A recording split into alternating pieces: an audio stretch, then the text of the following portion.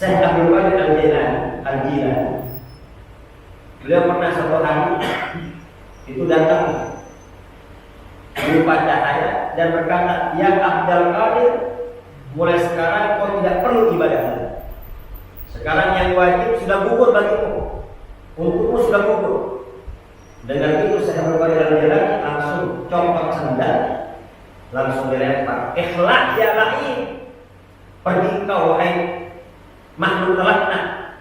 Tahu Syekh Abdul Qadir dia pasti iblis.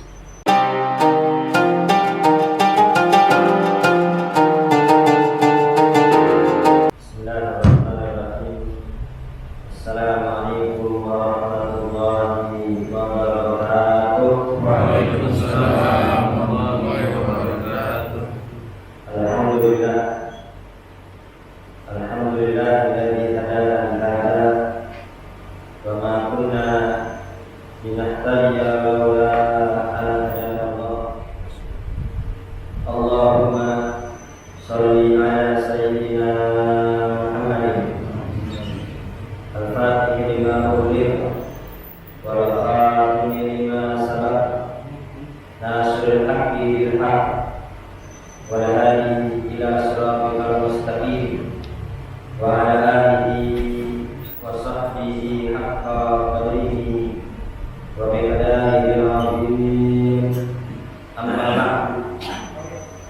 Yang saya hormati para orang tua, para sesepuh, para asatidzah, para penjaga, para karam, para ustaz amat, para karam, para hadirin, para karam, ustaz Hasbullah, bil khusus yang kita hormati ibu kita bersama, al-karam ustaz bersama Al-Sani dalam ibu kita semoga banyak dan umumnya Allah sehatkan badannya, Allah segala hajat-hajatnya, dan kita semua yang ada di masjid semoga kita semua mendapat ridho Allah, mendapat rahmat Allah, Allah ampuni segala dosa-dosa kita, dan semoga kita manusia pertama dekat kita dengan Allah, pertama jauh daripada dosa, pertama bagus ibadah kita, pertama sambung hati kita dalam berpikir, dan semoga segala hajat-hajat kita di dunia Allah subhanahu wa ta'ala dengan doa istrimu Allah kabulkan dan permudah segala hajat kita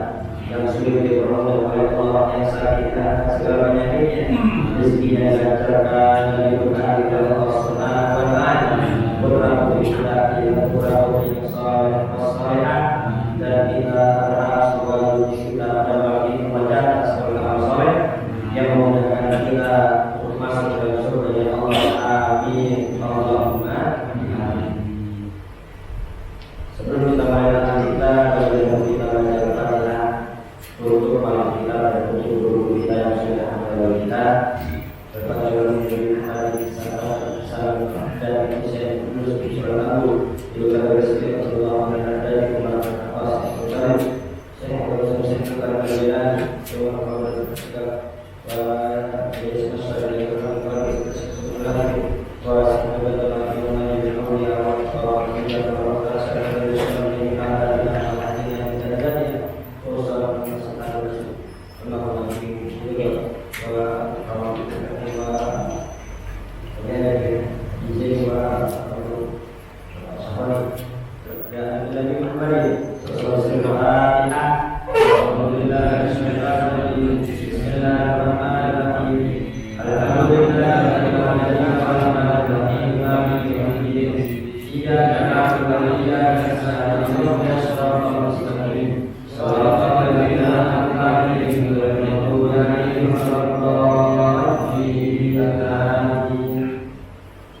Sebelum kita lanjutkan kajian kita, lebih dahulu kita mendengarkan nasihat-nasihat yang dibutuhkan oleh Indonesia yang dibutuhkan oleh Smith mengenai pentingnya hadir di majelis ilmu. Hanya bin Abi Katsir rahimahullah fi qouli ta'ala, dari Yahya bin Ibnu Katsir, semoga Allah merahmati beliau. Beliau menafsirkan firman Allah, wasbir nafsaka ma'al ladzina yad'una rabbahum bil ghadati wal 'ashyi yuriduna wajha. Surah Al-Kahfi ayat 28. Wasbir nafsaka, sabarkan dirimu di dalam berkumpul bersama orang-orang yang berdoa kepada Allah di waktu pagi dan di waktu sore, semata-mata hanya mencari ridho Allah Subhanahu wa ta'ala. Di dalam ayat ini, sabarkan dirimu di dalam berkumpul bersama orang-orang yang berseru kepada Allah di waktu pagi dan di waktu sore. Karena dia ada di sisi yang dimaksud bersabar di sini adalah bersabar di majlis fikih.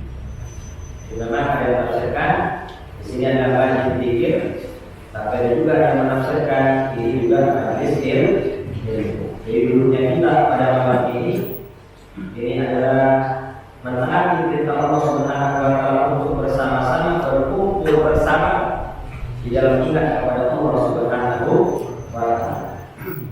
Ya, kalau pimpin capek, semua capek. Yang kerja capek habis kerja, yang usaha capek habis usaha. Karena itu di sini Allah memerintahkan kepada kita wasbir nafsaka, sabar. Meskipun capek, meskipun berat, meskipun ngantuk, sabar. Dalam berkumpul bersama orang-orang yang sedang ingat kepada Allah Subhanahu wa ta'ala. Semoga dunia kita sebentar ini mendapatkan ganjaran yang sangat besar dari Allah Subhanahu wa ta'ala. Wa an Abdullah bin Amr radhiyallahu anhu, dari Abdullah bin Amr, semoga Allah meridhai keduanya. Anna Rasulullah sallallahu alaihi wasallam dakhala masjidan fara'a majlisain. Suatu hari kata Abdullah bin Umar, Nabi pernah masuk ke dalam masjid. Ternyata di dalam masjid ada dua kumpulan. Ahadul majlisaini yad'una Allah wa yad'una ilaihi. Yang kelompok yang satu itu sedang berzikir, ingat kepada Allah Subhanahu wa ta'ala. Wal akharu yata'allamuna al-fiqh wa yu'allimuna. Sedangkan kelompok yang satu itu sedang belajar fikih, sedang hadir di majlis ilmu, ada yang belajar, ada yang mengajar. Jadi intinya ketika Nabi masuk masjid, ada dua kelompok yang sedang berkumpul. Yang satu majlis zikir, yang satu majlis ilmu. Faqala Rasulullah sallallahu alaihi wasallam, lalu Nabi Muhammad sallallahu alaihi wasallam bersabda, "Ila majlisaini ala khair, ahaduma afdalu minal akhar." Dua kumpulan ini bagus, khair bagus. Yang satu kumpul zikir ingat kepada Allah, yang satu kumpul di dalam majlis ilmu. Akan tapi di antara dua ini ada yang lebih afdal. Semuanya bagus, semuanya baik. Ya, akan tapi ada yang lebih bagus. Amma hakulani fayaqulu Allah wa yaqulu ilaihi in sya'a a'tahu wa in sya'a mana'ahu. Yang pertama ini majlis zikir, ingat kepada Allah, berdoa kepada Allah. Kalau Allah berkehendak, Allah kabulin. Kalau Allah tidak berkehendak, Allah kabulin. Itu hak Allah. Ya, kita zikir, itu hak Allah. Allah masih pahala atau tidak. Dan dalam zikir itu ada ulama yang mengatakan Allah menerima zikir kita tergantung kadar khusyuk kita kepada Allah Subhanahu wa ta'ala. Dan meskipun Al-Habib Abdullah Haddad berkata, meskipun kita berzikir belum bisa khusyuk, jangan berhenti. Kita berzikir belum bisa khusyuk, jangan berhenti. Terus-menerus berzikir dan bersyukurlah. Ini lidah masih bisa berzikir. Ini lidah masih basah untuk berzikir daripada enggak sama sekali. Kalau ada berkata, kamu zikir khusyuk enggak? Kalau gitu gimana? Ya udah usah zikir sekali, kapan khusyuknya? Zikir dulu dengan lisan, baru nanti akan mengantarkan zikir khusyuk dengan hati. Kayak orang masak, bikin nasi goreng, rasanya gak enak. Ente masak gak enak. Kalau gitu mah gak usah masak, ya gak bisa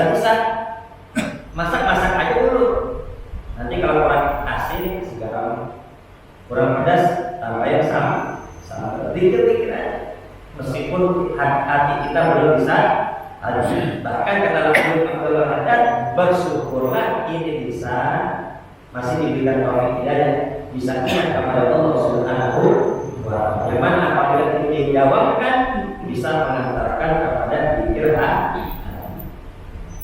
Jadi kata Nabi, ini majlis zikir, ingat kepada Allah, berdoa kepada Allah, itu hak Allah. Kalau Allah ingin ngasih pahala dan pahala, Allah ingin mengabulkan doa-doanya, Allah kabulkan. Kalau Allah tidak mengabulkan, ya itu hak Allah. Wa amma haula fa ta'allamuna wa yu'allimuna al-jahil. Sedangkan yang ini adalah majlis ilmu. Ada yang belajar, ada yang mengajar. Yang tidak tahu menjadi tahu. Yang tadi tidak tahu hukum Allah menjadi tahu hukum Allah. Yang sudah tahu tambah tahu. Wa innama bu'ithtu mu'allim. Dan aku diutus ke dunia ini sebagai pengajar, kata Nabi besar Muhammad sallallahu alaihi wasallam. Wa haula'i afdal. Inilah yang lebih afdal dibanding majlis zikir. Fatahul hatta jalasa ma'hu. Akhirnya Nabi besar Muhammad milih duduk di majlis ilmu. Jadi di sini pelajaran penting bagi kita semua, jangan pernah kita melakukan majlis ilmu. Jadi majlis zikir harus ada majlis ilmunya. Majlis ilmu juga harus ada majlis zikir. Tapi tadi alhamdulillah kita sudah bersama-sama berzikir. Nanti bakal maghrib, kemudian dilanjutkan dengan majlis ilmu. Karena zikir saja tanpa ilmu bahaya. Nanti ujung-ujungnya bicara di awal-awal, yang dibicarakan hakikat terus, bicara di awal-awal gak jelas. Bahkan sampai ada berkata, guru kamu masih sholat atau tidak? Oh masih sholat, oh berarti guru kamu belum sampai. Kalau guru saya mah belum sampai, jadi gak sholat lagi. Guru kamu sholatnya di mana? Masjid, di musola di mana? Oh kalau guru saya sholatnya di atas pohon kelapa. Ya nggak sah sujudnya lah. Ya sujud itu harus di muka bumi, kan ngaco ya begitu. Ya, jadi majlis zikir saja tanpa majlis ilmu itu bahaya. Kenapa? Karena orang kalau tidak tahu ilmu, mau tidak mau dia akan jatuh kepada perbuatan salah sedangkan dia tidak. Dan orang yang tidak mengerti ilmu, mau tak mau dia akan terlewat dari perbuatan baik. Kenapa? Karena dia tidak. Syekh Abdul Qadir Al-Jilani, beliau pernah suatu hari itu datang berupa cahaya dan berkata, ya Abdul Qadir, mulai sekarang kau tidak perlu ibadah lagi. Sekarang yang wajib sudah gugur bagimu, untukmu sudah gugur. Dengan itu Syekh Abdul Qadir Al-Jilani langsung copot sandal, langsung dilempar. Ikhlas ya lain, pergi kau wahai makhluk terlaknat. Tahu Syekh Abdul Qadir ini pasti iblis. Ya. Langsung tuh cahaya langsung berubah menjadi gumpalan asap normal aslinya. Dan heran iblis bertanya, ya Abdul Qadir, dari mana kau tahu kalau aku ini iblis? Padahal sudah ratusan bahkan ribuan orang ahli ibadah tertipu dengan tipu daya ini. Ya, coba kita disamperin. Lagi tahajud disamperin kita. Udah mulai sekarang abang udah gak perlu ibadah lagi. Ibadahnya top. Semua yang wajib udah gugur. Nah, ini bisa ya Allah, makasih ya Allah. Tentang ini yang betul-betul lupa. Udah kacau jadi. Ratusan ribuan banyak yang tertipu. Tapi kenapa kau tidak tertipu? Apa kata Syekh Abdul Qadir? Ketika kau berkata, aku gugurkan semua yang wajib, aku yakin engkau bukan Allah, tapi pasti iblis. Karena Nabi besar Muhammad SAW hingga akhir hayat saja beliau tidak pernah meninggalkan sholat 5 waktu. Bahkan Nabi besar Muhammad itu sholat hingga kaki beliau bengkak. Ditanya oleh Sayyidah Aisyah, ya Rasulullah, afal ya Rasulullah, ya firman Allah mengatakan dalam ayat bika wa ta'ala. Ya Rasulullah, sholat kenapa kok sampai memaksakan diri seperti ini? Sholat begitu banyak sekali. Apa yang kau harapkan? Kau mengharapkan surga, surga udah dijamin. bahkan tidak akan dibuka pintu surga sebelum Nabi masuk. Apa yang kau harapkan? Kok sholat sampai sedemikian rupa? Sedangkan dosa-dosamu itu telah diampuni oleh Allah. Engkau maksum, engkau tidak punya dosa, nggak mungkin masuk neraka. Ya kalau kita kan banyak ibadah kayak masuk surga, betul nggak? Kita banyak ibadah ya wajar, kita banyak dosa. Jadi engkau yang masuk. Ini kau udah dijamin masuk surga, bahkan pintu surga nggak bakal terbuka kecuali engkau yang mengetuknya. Tapi mengapa engkau sholat begitu banyak sekali? Apa jawaban Nabi? Apalah aku abdan syakur. Apakah nggak boleh aku menjadi hamba-hamba yang bersyukur? Ya, ini sebagai bentuk rasa syukur kepada Allah karena Allah sudah memberikan nikmat-nikmat yang banyak kepada aku. Nabi saja sampai akhir hayat gak pernah tinggal sholat. Nah, saya nggak belajar, aku yakin engkau gak mungkin inilah gunanya ilmu. Jadi majelis zikir harus ada majelis ilmu. Demikian pula majelis ilmu harus ada zikirnya juga, biar hati kita tenang dan semakin dekat dengan Allah Subhanahu wa Ta'ala. Akan tapi kalau dibandingkan antara majelis zikir dengan majelis ilmu, mana yang lebih afdal? Yang lebih afdal adalah majelis ilmu. Dan ketika Allah Subhanahu wa Ta'ala memerintahkan para malaikat untuk sujud kepada Nabi Adam alaihissalam, itu tidak serta-merta Allah langsung perintahkan malaikat untuk sujud, tidak. Wa 'allama Adam al-asma'a kullaha. Allah kasih ilmu dulu kepada Nabi Adam.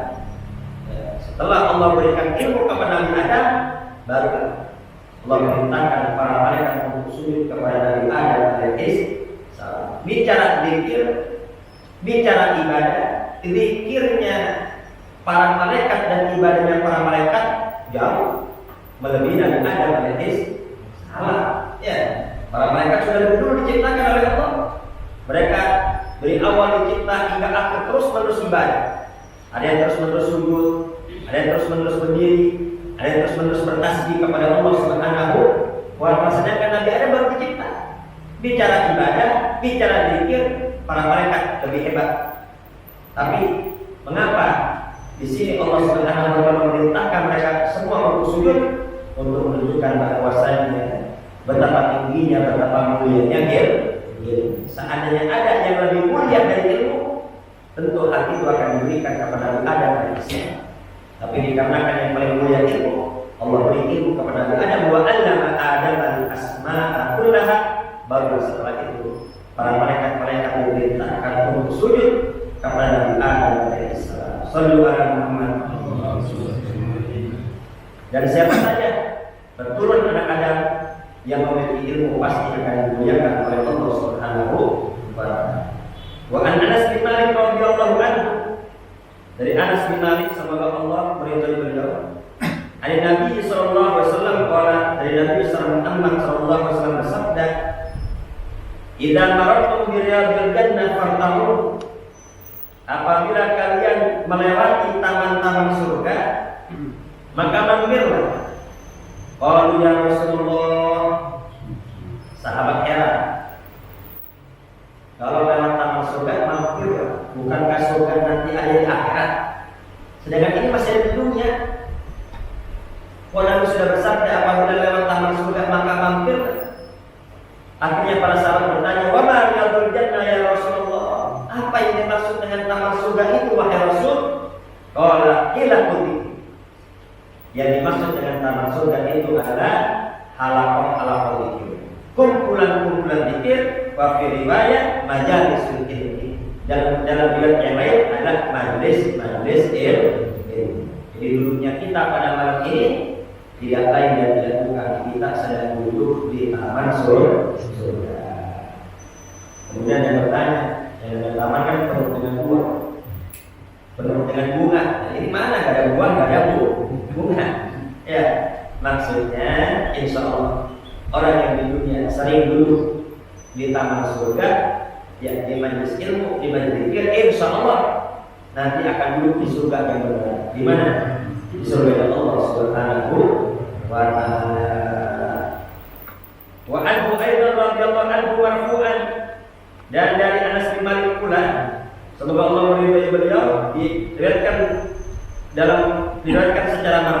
inna lillahi sayyaratan minal malaika yatlubuna ila qalbihi.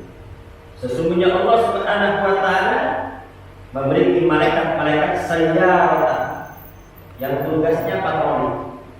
Jadi ada malaikat-malaikat Allah yang tugasnya patroli. Ngapain? Yatlubuna ila qalbihi. Au majalis ilmi, mencari halaqah-halaqah zikir, mencari majelis-majelis ilmu. Dicari. Fa idza atau alaihim hafu bihi. Ketika dicari ternyata ada. Ya, di malam Kamis di Masjid As-Salamiyah, ini banyak yang berkumpul, duduk berzikir, duduk majelis ilmu. Akhirnya satu malaikat wahafu alaihim, ikut duduk bersama orang-orang yang hadir pada malam itu. Jadi malam ini yang ada banyak, yang ada bukan kita saja, tapi juga para malaikat Allah juga hadir. Tapi kita semua tidak hadir. Kalau kita melihat, kabur ya, nggak bakal berani. Maka itu betah-betahin, mumpung duduk dengan malam. Wan Atta rahimahullah taala, dari Atta semoga Allah merahmati beliau berkata, hilaqul dzikri ya majalisul halal wal haram. Yang dimaksud halaqul dzikir adalah majlis yang membahas halal dan haram. Ya, ini boleh, ini tidak boleh. Ta'rifu kaifa tashtari wa tabir, yang mana di majlis tersebut kau dapat mengerti mana yang boleh dibeli dan mana yang boleh dijual. Di praktek-praktek riba yang tidak boleh itu diajarkan di majelis ilmu. Wa tusalli wa tasum wa tahujud, dan kau tahu pula bagaimana caranya sholat, caranya puasa, dan caranya haji. Wa tanbihu wa tutallik wa asbahu dzalik, dan kau juga mengerti di majelis tersebut bagaimana cara mengikat dan bagaimana cara menalak. Wa asbahu dzalik, dan yang lain-lainnya. Jadi majelis zikir, majelis ilmu adalah majelis yang mengingatkan kita mana yang boleh dibeli, mana yang boleh dijual, mana yang tidak boleh dijual, dan mana yang tidak boleh dibeli. Dan maaf, saat ini praktek riba ini sudah biasa, ya, sudah menyebar di tengah-tengah masyarakat. Banyak ketika orang membutuhkan uang, ya, butuh uang 500.000, maka harus bayar 700.000. Ini riba. Kullu qardin jaradan fahuwa riba. Setiap pinjaman yang ada lebih di situ, maka itu hukumnya riba. Jadi nggak boleh. Dan dalam Islam itu harus ada sifat ta'awun, tolong menolong. Ada yang kesulitan yang kita tolong. Man yassara ala mu'sirin yassarallahu alaihi fid dunya wal akhirah. Nabi menjanjikan barang siapa yang memudahkan urusan orang lain, orang yang kesulitan ditolong, maka nanti urusan dia semua akan dipermudah, baik di dunia maupun di akhirat. Dosa-dosa kita banyak, kesalahan kita banyak, zikir kita sedikit, ibadah kita sedikit. Mungkin saja dengan kita menolong orang yang sedang kesulitan, di situ Allah Subhanahu wa taala akan mengampuni dosa-dosa kita. Ya, akan tapi ini jangan lupa yang sudah ditolong, yang sudah dipinjami, jangan pura-pura mundur. Sudah dipinjami, galakkan dia pasti tahu. Ya, seharusnya harus lebih baik lagi.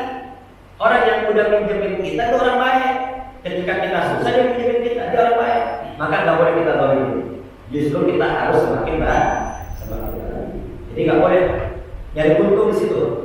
Kalau pinjam duit nggak boleh nyari untung di situ. Lain halnya kalau berupa barang. Contoh, saya butuh kulkas 2 pintu. Mereknya merek A, Dasar misalnya. Saya butuh kulkas 2 pintu. Ya, nanti merek A. Ya. Nah, saya minta tolong Mas Asraf punya dana, saya butuh barang. Nah, Asraf mencarikan kulkas. dapat harganya 4 juta. Kemudian asal jual ke saya 4 juta setengah, itulah apa? Itu namanya jual beli. Ya. Tapi kalau berupa barang, saya pinjam gitu, saya mau beli kulkas, ya 4 juta, dipinjam itu, maka harus bayar 4 juta juga. Gak boleh lebih, kenapa? Karena dulu pinjam itu, belum kordin jaron nafkah. Jadi kalau mau jual beli harus bagaimana? Akadnya dirubah. Ya, asal yang perginya riba, dicari pak. Atau handphone misalnya, ya, handphone disebutkan ciri-cirinya, disebutkan keadaan seperti ini dan seperti itu. Ya, ketika dicarikan dapat, ya di situ pak, boleh ngambil dulu. Karena ini nggak minjem duit tapi jual barang. Kira-kira jelas tadi ya? Jelas ya. Nah, kemudian waktu sholat wa tasum wa tahujud. Ya, dengan kita hadir bersama kita tahu cara sholat, cara puasa dan cara haji. Ya, ini hadis yang sedang kita bahas. Kita belum sedang membahas tentang sholat. Watan ihu mutuqallib, dan kau juga tahu cara nikah dan juga cara akhir zaman banyak sekali orang yang seharusnya sudah talak, sudah cerai, sudah pisah, tapi masih dalam satu kata. Ini betapa banyak sekarang orang mudah sekali mengucapkan lafaz cerai. Ya, jika kita mengucapkan lafaz cerai, sorry jelas, maka jatuh talak satu. Mengucapkan dua, jatuh talak dua. Talak satu sama talak dua masih bisa kembali. Namanya talak rojak ini. Tapi kalau udah 3 kali kita bilang cerai, maka udah balik, udah nggak boleh balik lagi. Waduh, saya waktu ucapkannya lagi emosi. Waduh, saya waktu ucapnya saya nggak tahu hukumnya. Jatuh. Ya, talakun jiddun najidun wa hazlun najidun. Ada 3 perkara. Seriusnya jadi, bercandanya juga jadi. Apa itu? Nikah, wa tolak, wa raj'ah. Nikah, ya. Nikah bohong-bohongan, tapi ada walinya, ada saksinya, sah. Ya, selagi film. Iya, ya tapi kalau walinya benar itu, ya kalau walinya nggak benar ya enggak. Ya, kalau walinya benar ini apa orang tuanya ada dan lain sebagainya, atau kalau orang tuanya nggak ada, saudaranya gantinya atau nanti mamanya bisa sah. Ya, nikah, tolak, talak. Ya, talak mau bercanda, mau nakut-nakut itu tetap jatuh. Warajaan dan rujuk. Ya kita balik, kita kembali lagi balik. Jadi ada. Jadi kalau ucapannya sore, caranya pisah, talak, bercanda nggak bercanda, niat nggak niat. Saya nggak niat cerai ya, ucapannya cerai sore itu. Gak mau niat, jatuh. Dan ini banyak terjadi, masih aja kumpul. Akhirnya apa? Itu dihitung zina. Ya, alhamdulillah. Ini dosa zina sekarang sudah dianggap biasa. Alhamdulillah. Kecuali kalau kinayah, udah pulang aja, nanti ke rumah mak ente. Ya, itu tergantung niatnya. Kalau niatnya pulang sono, ya, biar mikir dulu, biar apa? Biar nasihatin dulu sama orang tua, itu gak ada masalah. Ya, tergantung niatnya. Kalau niatnya gak cerai, gak jatuh ya. Berarti dia ini jadi laki-laki jangan mudah-mudah mengucapkan kata dan cerai. Jadi laki-laki itu harus bisa mengayomi. Jadi laki-laki itu harus bijak. Jangan diri cerai. Nah, itu laki-laki gimana gak bisa mengayomi kalau gitu? Ya. Itu bagaimana kalau mau baik lagi? Harus nikah dulu sama yang baik. Jadi ini banyak sekali terjadi. Akan tapi bagaimana kalau di hukum perkawinan? Ya, hukum perkawinan Indonesia itu talak tidak terjadi kecuali di depan sidang pengadilan. Ya, itu secara administrasi. Secara administrasi ya seperti itu. Tapi dalam hukum Islam, hukum agama, ya ketika kita melafalkan talak meskipun tidak ada saksi itu jahat. Ya, sebetulnya ini judul tesis saya. Jadi waktu skripsi saya judulnya hukum nikah, hukum perkawinan wanita hamil di luar nikah menurut 4 mazhab dan menurut KHI dan undang-undang perkawinan di Indonesia. Itu waktu S1. Waktu S2 ini biar sama, saya udah buat judul dan sudah selesai juga, sudah jadi. Ya, itu judulnya hukum talak. Hukum talak di dalam Islam menurut 5 mazhab. Kenapa disebut 5 mazhab? Ya saya ikut sertakan Syiah saya ikut sertakan di sini karena dalam masalah talak ini, dalam undang-undang perkawinan yang berlaku di sidang pengadilan Indonesia, ini fikih Syiah yang pakai. Ini fikih Syiah. Dalam Syiah itu talak harus ada saksi. Kalau Syiah, nah ini yang dipakai dalam perkawinan Indonesia. Makanya saya bahas hukum talak menurut 5 mazhab sekaligus menggugat. Di sini saya menggugat undang-undang perkawinan dan KHI, Kompilasi Hukum Islam. Akhirnya ada satu profesor yang tidak mengizinkan. Saya tidak mengizinkan kalau kamu menggugat. Kalau kamu memperkuat, saya izinkan. Tapi kalau menggugat nggak boleh. Ya ini undang-undang perkawinan, Kompilasi Hukum Islam nggak boleh digugat-gugat. Ini udah sesuai. Mohon maaf Pak Prof, ini dalam bacaan saya kaji 4 mazhab semua yang namanya talak, mengucapkan talak, jangan talak tanpa membutuhkan saksi. Yang membutuhkan saksi ini hanya fikih Syiah. Ini bagaimana di satu sisi MUI mensesatkan Syiah, tapi di satu sisi kenapa kok fikih dipakai dalam bab talak? Iya, oh enggak itu ada, kamu cari. Jadi cari, mentok nggak ada. Sampai dokter-dokter yang lain saya bilang tolong Pak. Kalau ada di kitab mana, tunjukkan ke saya. Akhirnya apa? Ujung-ujungnya Pak, udah kamu mau lulus katanya, ikutin profesor. Kalau kamu nggak ikutin nggak bisa lulus. Ya udah akhirnya gagal jadi. Itu jadi gagal. Judul itu jadi gagal. Ya jadi itu seperti itu.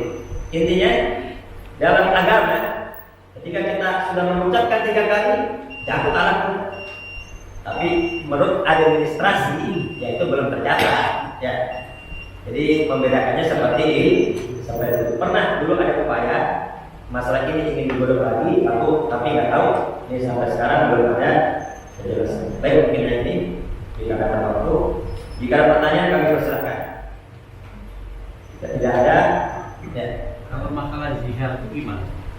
Zihar sama seperti talak atau beda? Zihar itu beda ya antara maksud dari orang Arab dengan orang Indonesia. Ya, zihar itu sebetulnya bukan hanya punggung saja. Contoh, punggungmu seperti punggung ibuku. Itu kalau bagi orang Arab maksudnya aku nggak bakal menggaulimu. Itu intinya, aku nggak bakal menggauli engkau. Ya, tapi kalau orang Indonesia kan nggak kayak begitu. Maksudnya nggak kayak begitu kan? Ya, jadi hukum ini agak beda antara di Arab dengan di Indonesia. Jadi itu kalau maksudnya, yang maksudnya saya nggak bakal menggaulimu sebagaimana aku menggauli ibuku, ya keren. Jadi kalau Indonesia kan nggak begitu. Jadi maksud jihad di Arab itu adalah ungkapan halus untuk mentalak. Ya, kalau dia mentalak. Ya. Tapi kalau di Indonesia lain. Lain. Baik, cukup ya. Semoga semua mendapat ilmu yang manfaat dan mendapat ilmu yang barokah. Akhirul kalam. Wassalamualaikum warahmatullahi wabarakatuh. Alhamdulillah.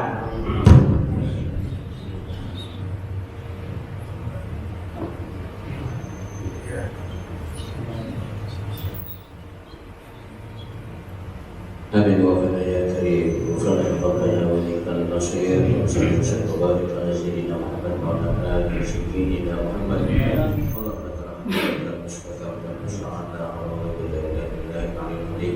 اللهم انفعنا بما علمتنا وعلمنا ما ينفعنا وزدنا يوما نافعا وزدنا عشا مقبولا قلبا خاشعا ادبا برنيا فضلا رزقا واسعا محبا كثيرا اللهم زدنا بالعلم وزينا بالحلم واغرقنا بالتقوى ربنا اتنا في الدنيا حسنه وفي wa sallallahu alaihi wa sallam ala alihi wa sahbihi wa sallam walhamdulillahi rabbil alamin.